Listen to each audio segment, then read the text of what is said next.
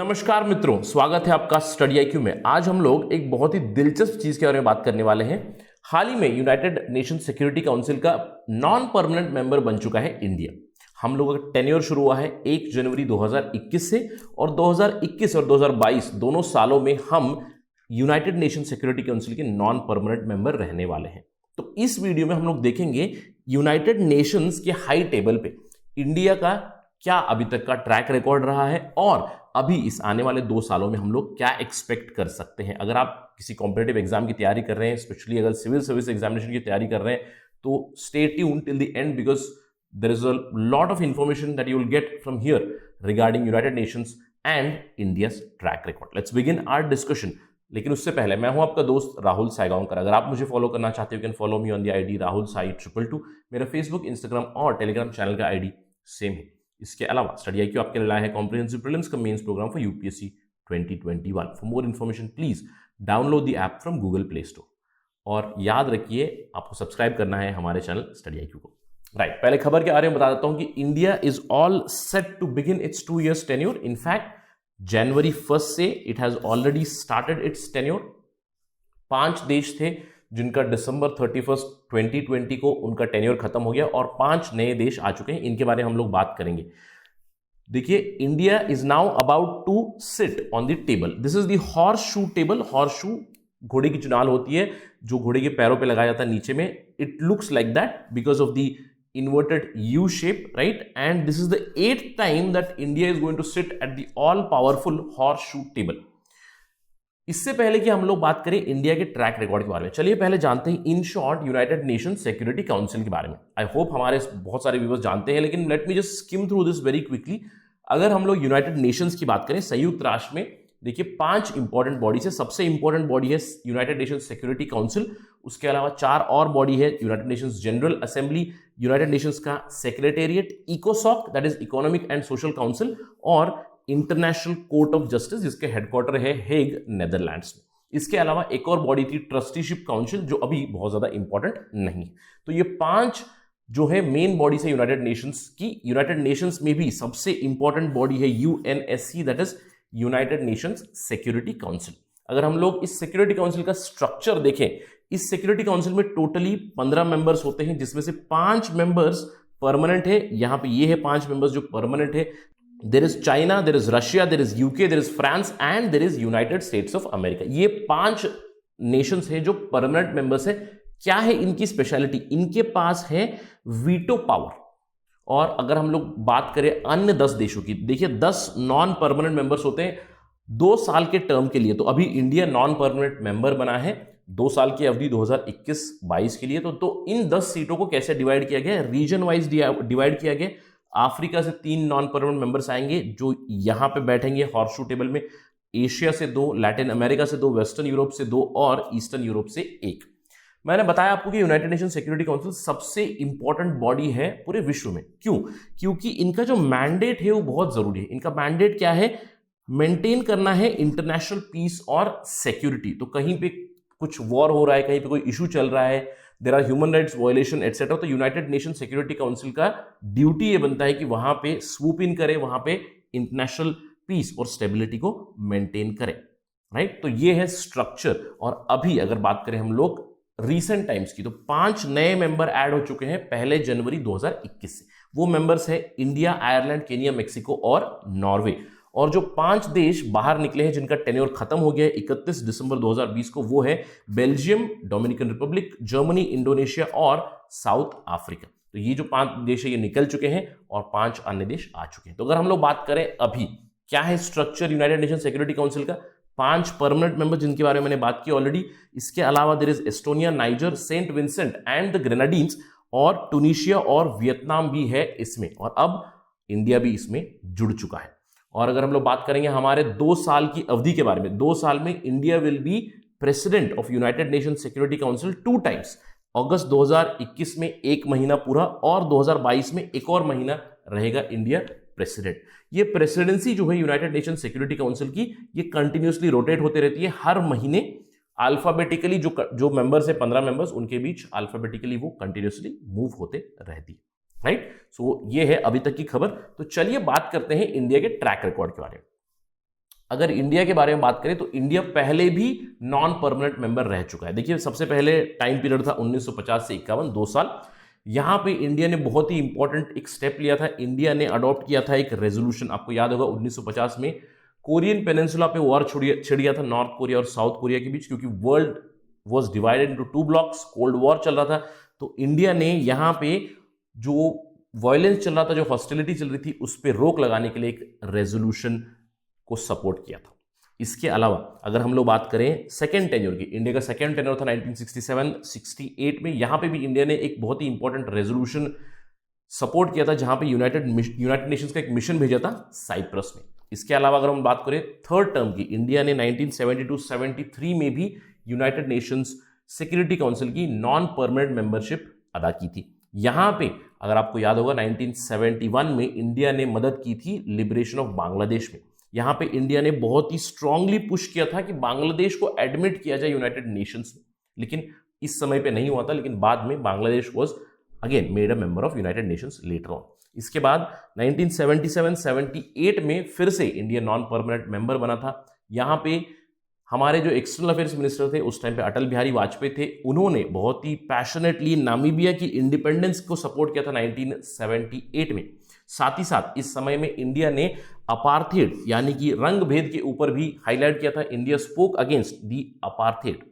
Apart from that 1984-85 में भी India non permanent member था। यहां पे इंडिया ने बहुत सारे रेजोल्यूशन सपोर्ट किए थे in conflicts over Middle East, specifically with respect to Palestine, Lebanon etcetera, जहां पे वायलेंस चल रहा था। और एक बहुत ही मजेदार हमारा टर्म था 1991-92 में, जहां पे पीवी नरसिम्हा राव ने बात की थी यूनाइटेड नेशंस में, जहां पे उन्होंने कहा था कि इंडिया का रोल हमेशा से रहा है कि पीस एंड सिक्योरिटी मेंटेन करे इंटरनेशनल लेवल पे। इस टर्म के बारे में थोड़ी देर में और बात करेंगे, बहुत ही इंटरेस्टिंग टेन्योर है। और थोड़ा सा फोकस करते हैं हमारे लास्ट टेन्योर पे। 2011 और 12 में भी इंडिया एक नॉन परमानेंट मेंबर रह चुका है। और 2011-12 में देखिए इंडिया का ओहदा ऑलरेडी बढ़ चुका था। जब भी हम लोगों ने पहले वाले टर्म्स की बात की थी, India was not a major power, but since 2000 India has been emerging economy. तो यहां पे इंडिया एक बहुत ही स्ट्रांग वॉइस बना डेवलपिंग वर्ल्ड के सपोर्ट में, पीस कीपिंग के सपोर्ट में, और काउंटर टेररिज्म और इन सपोर्ट ऑफ अफ्रीका के ऊपर भी बात की थी इंडिया ने इनफैक्ट चेयर किया था United Nation Security council resolution 1373 towards counter terrorism. India ने बात की थी इंटरनेशनल पीस और सिक्योरिटी के बारे में against the terrorist threats, and India also was the chair of security council 751-1907 committee which was concerned with Somalia and Eritrea.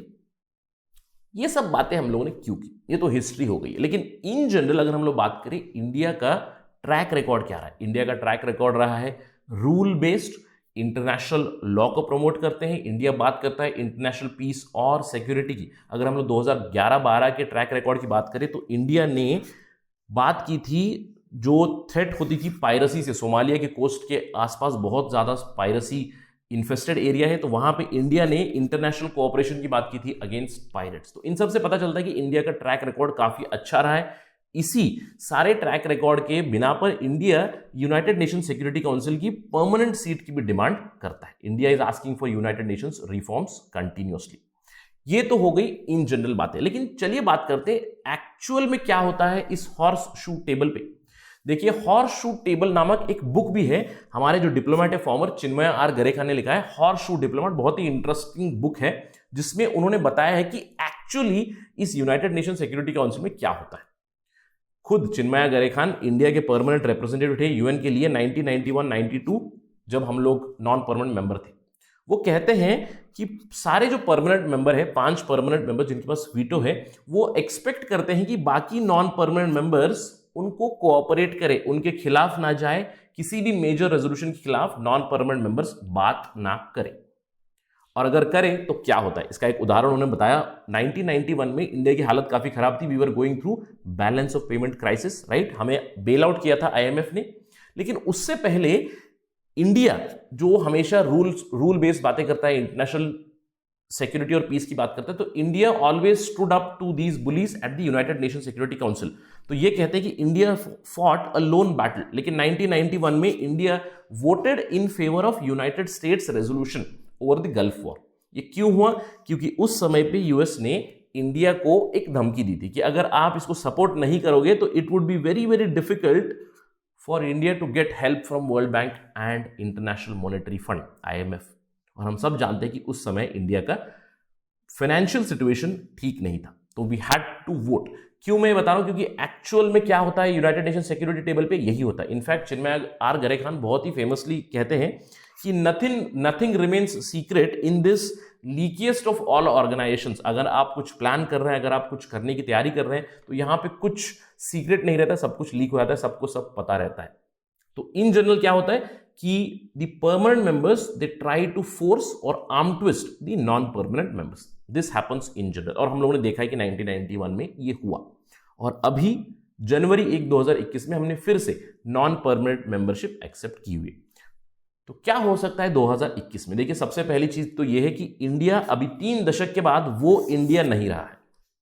We are not the India of 1991 first of all, क्योंकि India इन 30 सालों में एक emerging economy बन चुका है, काफी ज्यादा हमारी लेवरेजिंग पावर बन चुकी है, हमारी डेमोग्राफी, शेयर डेमोग्राफी इतनी ज्यादा है कि we have become some kind of middle power for sure at least, right. In fact अगर हम लोग बात करें परमानेंट मेंबर्स की, इंडिया की डिप्लोमेटिक रिलेशंस सारी परमानेंट मेंबर्स के साथ अच्छी है, बारिंग चाइना। अब बारिंग चाइना क्यों? बिकॉज मई जून 2020 में हमारा एक स्टैंड ऑफ चल रहा है जरूर, लेकिन हमारे अभी भी इकोनॉमिक रिलेशंस काफी स्ट्रांग है विद चाइना। तो in general we have decent relations with all the P5 powers. So what can we expect in 2021? Overall हम लोग क्या एक्सपेक्ट कर सकते हैं इस 2 साल में जो हम लोग नॉन परमानेंट मेंबर्स रहेंगे? अगर हम लोग इसके बारे में बात करें, जो अभी के हमारे इंडिया के परमानेंट रिप्रेजेंटेटिव है यूनाइटेड नेशंस के लिए, एम्बेसडर TS तिरुमूर्ति, उनके स्टेटमेंट से एक क्लियर कट आइडिया मिलता है कि इंडिया का क्या रवैया रहने वाला है यूनाइटेड नेशन सिक्योरिटी काउंसिल में। इंडिया ने सबसे पहले कहा है कि हम लोग कोऑपरेट करेंगे काउंसिल के साथ, क्योंकि हम नहीं चाहते हैं कि काउंसिल में पैरालिसिस हो डिसीजन मेकिंग का, क्योंकि इंटरनेशनल पीस और स्टेबिलिटी हमारा उद्देश्य है। तो we will try to cooperate at the max with the council and we expect all the others also to cooperate.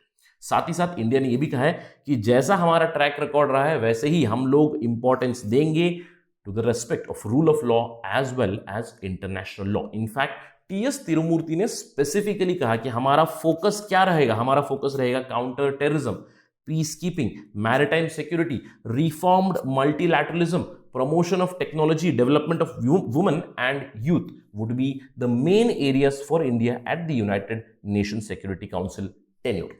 तो ये तो हो गई ओवरऑल बातें, लेकिन जब हम लोग यूनाइटेड नेशन सिक्योरिटी काउंसिल की बात करते हैं, स्पेसिफिकली हमारे रीजन के बारे में बात करके हम लोग डिस्कशन एंड करते हैं। देखिए, what to expect from South Asia specifically, क्योंकि अभी देखिए इंडिया भी यूनाइटेड नेशन सिक्योरिटी काउंसिल में जा चुका है, चाइना ऑलरेडी एक परमानेंट मेंबर है वहां पे, तो एक तनावनी जरूर हो सकती है यूनाइटेड नेशन सिक्योरिटी काउंसिल में भी, क्योंकि इंडिया हमेशा कहता है UNSC रिफॉर्म्स चाहिए। India wants to become a permanent member at this United Nation Security Council, जिसको अपोज कर रहे हैं बहुत हद तक Pakistan is a member of coffee club who are opposing the G4 countries जो रिफॉर्म चाहते हैं। China also to a large extent is against this. उसके अलावा काउंटर टेररिज्म जो इंडिया ने कहा है क्लियरली हमारा हाईलाइट रहेगा। यहां पे अगर बात करें हम लोग पाकिस्तान की, then there would be a clash here obviously। इसके अलावा इंडिया के पास अभी जो इंडिया और चाइना का जो स्टैंड ऑफ चल रहा है, उससे हम लोग आगे चल के अगले 2 सालों में अंदेशा लगा सकते हैं कि relations would be very very volatile. तो if India comes up with any resolution और एनी काइंड ऑफ आइडिया, तो that would be likely opposed by China. तो इंडिया के पास ऑप्शन जरूर है कि India United Nation Security Council में हाईलाइट करे ताइवान का इशू, हांगकांग का इशू, तिब्बत का इशू, ह्यूमन राइट वायलेशन का इशू, और on the contrary China and Pakistan are likely to highlight the Kashmir issue, क्योंकि वो ऑलरेडी कर चुके हैं। जब अनुच्छेद 370 हटाया गया था 2019 में, उसके बाद चाइना ने भी एक स्टेटमेंट दिया था, पाकिस्तान ने स्टेटमेंट दिया। पाकिस्तान ने पूरी कोशिश की थी इसको यूनाइटेड नेशंस में हाईलाइट करने की, लेकिन वो विफल रहे थे। तो आगे चल के हम लोग अंदेशा लगा सकते हैं कि in terms of South Asia there would be India and company और India and the partners versus China Pakistan axis, where China and Pakistan might highlight the Kashmir issue and the human rights violation issue there. This can be expected going forward in the UNSC. Why this topic becomes very very important? If you are a student of political science or in general studies में भी ऐसे सवाल बहुत आते हैं। मैं अपना discussion and करना चाहूंगा एक सवाल के साथ। देखिए, try to discuss the significance of India's role as the non-permanent member of UNSC from 2021 to 22. What can we expect? How significant will it be? Try to discuss different dimensions that we have spoken about here. इसके अलावा इसका एक second part भी है. Will this experience of being a non-permanent member in 2021 help India in getting closer towards a permanent seat in United Nations Security Council? That is something which is very open-ended. Yes or no, whatever you want, you can discuss about that, right? That's it from my side on this part of discussion. Thank you for watching. Jai Hind.